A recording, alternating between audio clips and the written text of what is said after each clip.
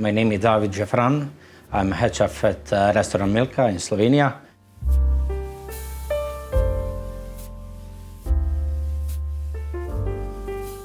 I started cooking 8 years ago, actually, while I was doing my postgrad in social sciences. Started just like burgers and then a little bit of brunch, bistro and fine dining around Ljubljana. Then I went to Starship Franzen in Stockholm. And then when I returned back home, my business partners approached me with the project of Milka, and this is where it started 2 years ago.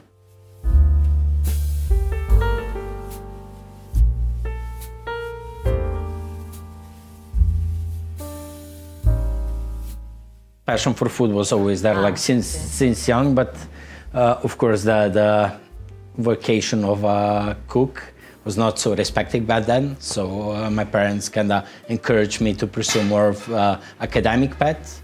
But in the end, when I was studying, the passion for food always came back, and I decided to try myself in that, and I never turned back.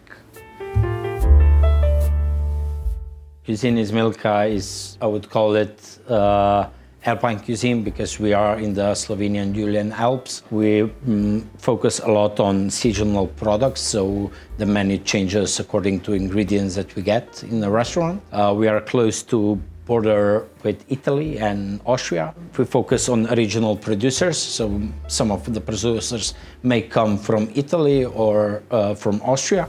From this year, we also have our own garden near the town Bled in Slovenia. It's approximately 4 minutes away from here, where we also, Mateja, our gardener and partner, she plants the produce, and then we cook according to the seasons. But also we try to incorporate as much as original produce that we have around. So a lot of dairy, game meat, a lot of vegetables. But we are inspired also by fermentation. It is our heritage, but also I kind of was drawn to Nordic cuisine, and also when I went to Franzen, that really inspired me. So we do that to preserve the ingredients for the winters, because the seasons are a little bit short and harsh in the Alps. One of the dishes I would pinpoint is maybe squash dish, because it's on the eye, it's really simple in a way, but when you taste it, it's really complex and have many different layers and textures. So it's basically squash that we get from our garden. It's cooked with hay butter.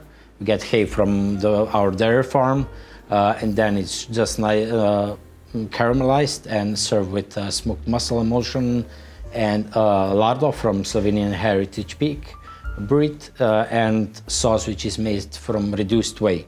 And it's basically kind of play on, because squash and whey are traditionally things that you feed to the pig. And we kind of found a way to give our dairy farmers a little bit of extra income by taking the dairy and in combining it together with the squash.